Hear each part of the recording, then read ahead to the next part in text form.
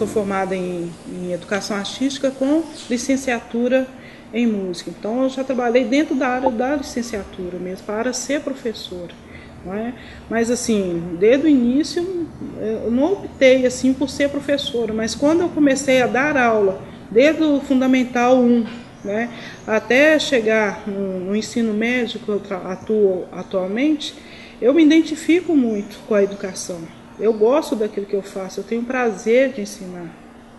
Eu dou aula para alunos das periferias rurais de Ouro Preto, se eu não me engano, Rodrigo é uma cidade lá próxima de Lavras Novas, a cidade das imediações de Lavras Novas. E são bons alunos, apesar do preconceito que eles sofrem para os alunos do bairro lá, né, que eles têm isso comum, eles criam identidade desde acordo com o lugar de onde o menino vem e criam as turminhas deles. E eu tenho os alunos dos próprios bairros e imediações. A clientela, ela é um pouco frágil. Eles não valorizam tanto o ambiente escolar, mas me respeitam muito. Só que me respeitam como uma figura carismática. Eu ainda não tentei exercer autoridade sobre eles. Eu trabalho com ensino de língua portuguesa. É um ensino que eu me sinto muito à vontade, porque eu lido com linguagem, então é atemporal, né? Não tem uma marcação de disciplina, mas eu acho que a linguagem engloba muito a questão do sujeito em si.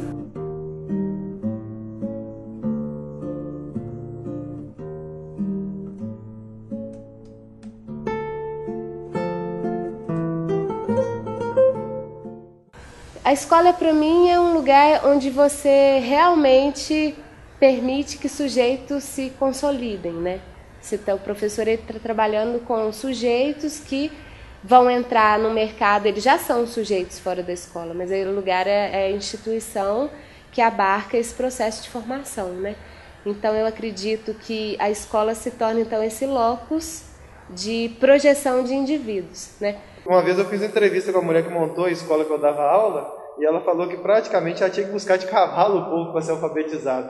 Então eu não tinha que buscar ninguém de cavalo atualmente, mas a valorização do estudo da comunidade que eu dava aula é a mesma.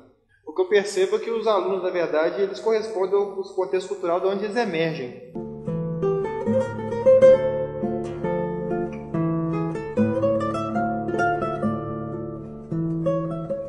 Eu sempre fico num conflito entre o meio acadêmico e o meio escolar na prática, porque eu percebo que o meio escolar é onde você age, de verdade. É o famoso pôr a mão na massa, porque você está lidando com sujeito. Você não está numa cabine com seu notebook, lendo um texto, um teórico e trabalhando ali com aqueles fantasmas da teoria. Você está com sujeitos reais. Então, eu me sinto como um vetor de mudança. Um vetor mesmo de mudança. Só que é um papel que essa ideologia toda do professor, ela vai ser atravessada por outros imaginários, que são da ordem social, cultural, econômica, né? Eu fui treinado então para ser o quê? Para ser um burguês ilustrado. Eu ia poder falar sobre qualquer coisa, qualquer mesa de bairro, ficava, ele saca. Pronto, então foi por isso que eu fiz história. Se meu professor tivesse falado, vem cá, vou te ensinar o seu CBC, vou te ensinar como é que faz um letramento, eu teria desistido da faculdade. Da minha turma de 20 alunos, 16 se formaram. Se 10 forem professores, hoje eu dou minha cara na tapa. Todo mundo formou para ser burguês ilustrado, né? Aí você tem um segmento social de curso, por exemplo, que acaba atraindo a classe média que quer ser. Por exemplo, atualmente, eu não estou querendo sacanear o curso, não. Por exemplo, hoje é o jornalismo, hoje é psicologia, hoje é arquitetura. Então, todo mundo que quer ser um cara bacana, que sabe as coisas interessantes, vai para esses cursos, é a classe média, né? Antigamente era história e filosofia. Hoje esses cursos são de pessoas de classe mais baixa.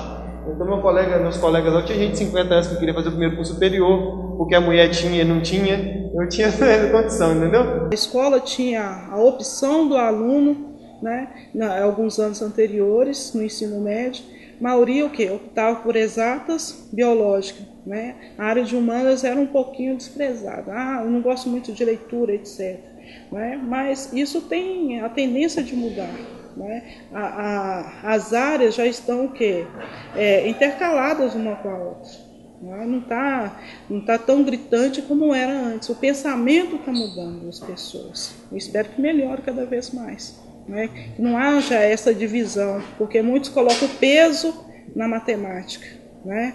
O peso em português. né? E esquece as outras áreas que trabalham também, tanto a área de linguagem trabalha tudo.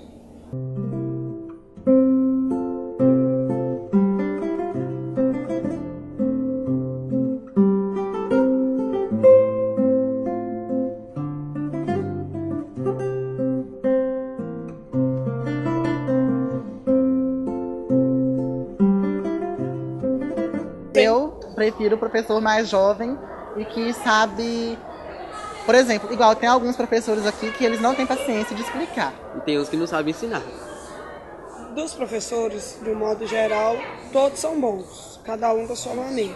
Todos sabem explicar, pelo menos dos professores que eu tenho não tenho a reclamar de nenhum, porque explicam super bem, têm paciência com a gente. Só que o melhor, se realmente pudesse ser, seriam se fossem professores interativos, porque tem professor que brinca com a matéria.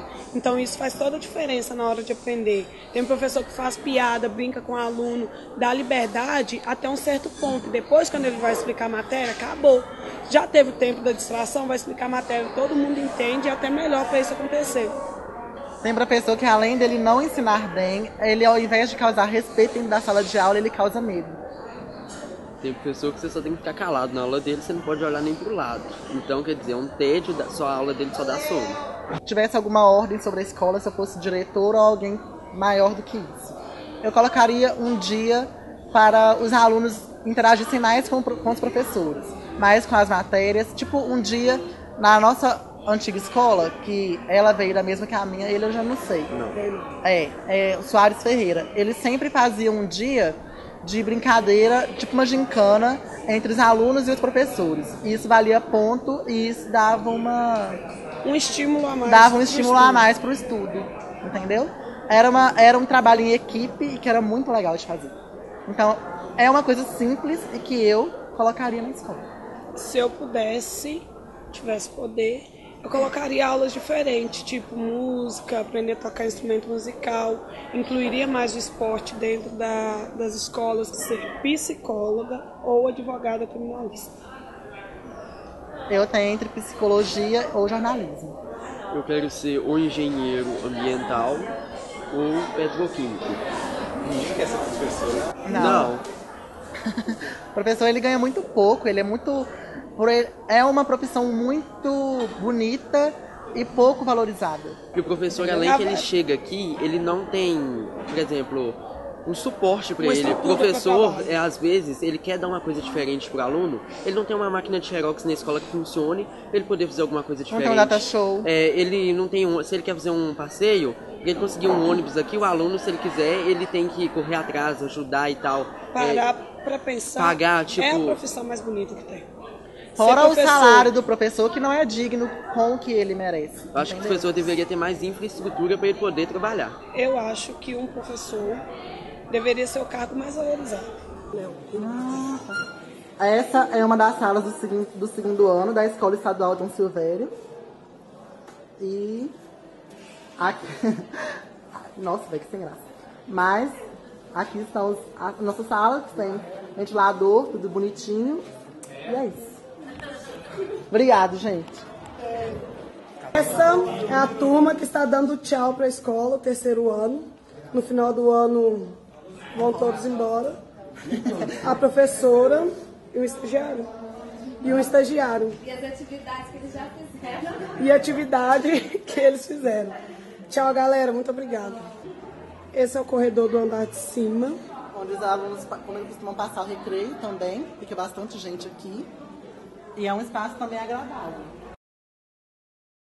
É preciso investir nessa formação de indivíduos, porque senão está todo mundo perdido. Se a gente não tiver pelo menos um local de parada, de reflexão, sabe? Então, às vezes eu penso que a minha aula é muito contra a cultura, assim. Não dou atividade, não dou teste. Dou, assim, o mínimo que é necessário, mas, assim, trabalho muito com oficina. Acabei de dar uma oficina de fanzine, os meninos estão super empolgados. Isso deixa a gente muito feliz, sabe? Então, porque a vida lá fora já é muito pressionante, eu acho que a escola não pode ser o lugar da pressão. E o que mais me irrita no sistema educativo ainda é esse peso do vigiar e punir. Não estou aqui para vigiar aluno, não estou aqui para punir aluno. Eu acho que lá fora eles já são punidos e vigiados demais. No caso, essa hierarquia ela está bem diluída. No caso, no espaço escolar atual, eu acho que em todas as escolas, você tem professores autoritários, mas eles mesmos estão em crise atualmente. São geralmente os mais velhos, são os professores mais velhos. Nossa geração de professores novos precisa desses mais velhos, porque de uma certa forma, até como nós somos concessão de uma referência, que é esse professor disciplinador. Então, nossos alunos nos obedecem quando a gente dá concessões, porque existe um comportamento padrão dos professores e desses disciplinadores. Eu acredito que quando eles começarem a se aposentar e desaparecer, provavelmente as nossas relações vão mudar o formato, entendeu? O que acontece? A disciplina ela é necessária, mas o aluno tem que ter essa disciplina também do perfil de si. Que se cria principalmente na rede pública, né? O aluno ele acha que ele está aqui porque ele é obrigado, e ele é obrigado mesmo a estar aqui. Então, já que é um encargo, o professor vem no bojo desse encargo, né? Então, ele é o chato, ele é aquele... Mas eu tento desmistificar esse imaginário.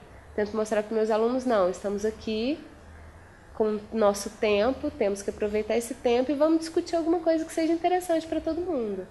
Então, eu tento fazer as aulas um espaço para eles, assim, não para eu desfilar com a minha vaidade também, do meu suposto saber, né? E na minha relação interdisciplinar com o meu aluno, não se contempla as relações administrativas que se estabelecem para poder implantar os projetos na escola. Então, ele de repente fala assim, vamos fazer um projeto para a educação no trânsito dos meninos. Aí vem aquele projeto ensinando o que são as habilidades que o aluno tem que ter, as regras que eles têm que absorver, e como é que você vai administrar caso eles tenham dúvidas, como que você vai contornando isso. E aí dá a impressão que eu estou produzindo mentes nesse procedimento, entendeu? Porque se eu determino quais habilidades, o procedimento, e eu controlo ele o tempo todo, eu estou trabalhando com ferramentas da administração de produção, né? Que é o que eu vou produzir, como, e como é que eu vou corrigir erros para ter um produto de qualidade. Não opera-se nessa realidade, né? Quando eu comecei, a indisciplina dentro da minha matéria, por exemplo, a arte era um pouco maior. Até conscientizar o aluno que a arte existe para levá-lo a pensar, a ter um outro conceito sobre arte. Isso tem mudado. O aluno está chegando cada vez mais dentro da sala de aula e tem que estar ciente um pouco disso, porque a indisciplina, né, alunos que não entregam determinados trabalhos no prazo X, porque o aluno acha que pode tudo, né? É arte, então não precisa fazer nada, não é? Porque antes era nota, agora é conceito. Mas isso não vai o quê? Desvalorizar a disciplina, né? Então o professor que está inserido nela que tem que valorizar a sua disciplina, seja ela matemática, física, qualquer uma delas, né? Então cabe o professor querer valorizar aquilo que ele faz, né? Mesmo ganhando pouco, mas eu tenho que valorizar o que eu faço, senão não faz sentido eu estar aqui.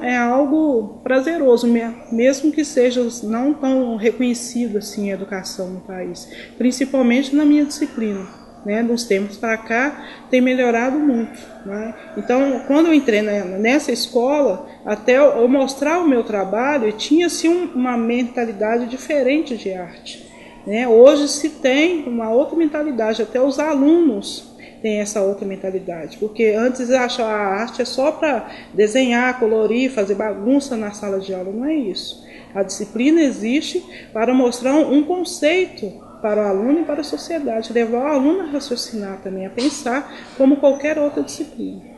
O contexto escolar foi criado muito num saber erudito, filas, sala de aula, reprovação, expulsão, de modo que todo mundo queria ser estudado para poder ter bons empregos na década de 40, na década de 30, até a década de 70. Mas hoje, com a educação inclusiva, você tem que conviver com esses meninos na sala de aula. Isso, por um lado, é proveitoso, mas por outro, não. Porque o ambiente escolar não está preparado para isso. O ambiente foi preparado para quê? Pessoas que queriam se adequar para não ser excluídas da sociedade. Você tinha o poder de excluir. Agora que você tem a função de incluir, o espaço não é suficiente e nós não somos treinados para isso. Então, quando o governo fala que você tem que aprovar um aluno fazendo uma pauta do que ele não sabe para o próximo professor pegar, eu não fui treinado, na verdade, para elaborar essas pautas. E se meu aluno é um analfabeto funcional? Eu não fui treinado também para trabalhar com analfabeto funcional. Eu sou estudado em História e meu treinamento foi o seguinte: eu ia pegar um menino de classe média que quer fazer uma faculdade um dia e está sendo treinado para isso, ele quer saber erudito. E eu ia treinar ele como eu fui treinado, né? E um dia ele entrar na faculdade e ser contente, o pequeno burguês contente. Meu aluno atual não é esse. Eu não culpo ele por isso e não acho ruim, só que eu não fui treinado para isso. O problema do professor é ter uma desvalorização em relação às profissões, que é evidente, sim, porque antigamente a gente tinha um professor como centro, a legitimidade dele estava no saber, né? Ele era alguém que sabia, dentre uma classe grande que não sabia. Então, o professor era legitimado pelo conhecimento. Hoje em dia, qualquer aluno, qualquer pessoa tem conhecimento num piscar de olhos, né? Então, eu acho que parte desse descrédito do profissional vem esse lugar que não é mais legitimado. Então, infelizmente, o professor ele acaba exercendo aquele papel que o Estado quer, o burocrático do conhecimento. Aquele que avalia, estabelece índices, estabelece atividades, mas de forma muito aquém do processo de subjetivação que a escola, que eu acho que é a função da escola. Para um médico chegar a ser médico, ele teve que passar, desde a educação básica até chegar no superior. Ele precisou desse profissional que está aqui. Então, o que? Eles desprezam, muitos que estão na política e fazem as leis, desprezam essa educação básica. Deve ser valorizada. Economicamente, nem se fala, O esforço, igual eu comentei, que no final do dia dei 9 aulas. Se eu for colocar no papel, isso não dá uma consulta que um médico ganha de um paciente,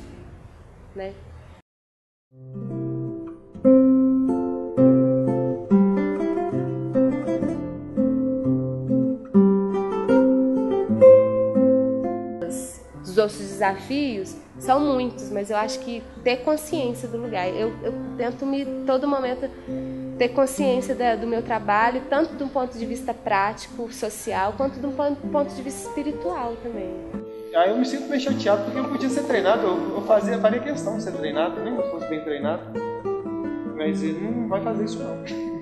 Eu esperaria, Vamos ver no ambiente próximo, mas eu não alimento a esperança não. Para você, o que é ser professor no ensino público no Brasil? Tem que ser corajoso. Sem coragem não tem como. Para encarar a sala de aula, vencer os obstáculos, você tem que ser corajoso e ter força de vontade de querer algo. Ver a mudança, algum dia isso vai mudar. A expectativa do professor é essa. Pelo menos eu penso desse jeito, de ver um mundo melhor através da educação.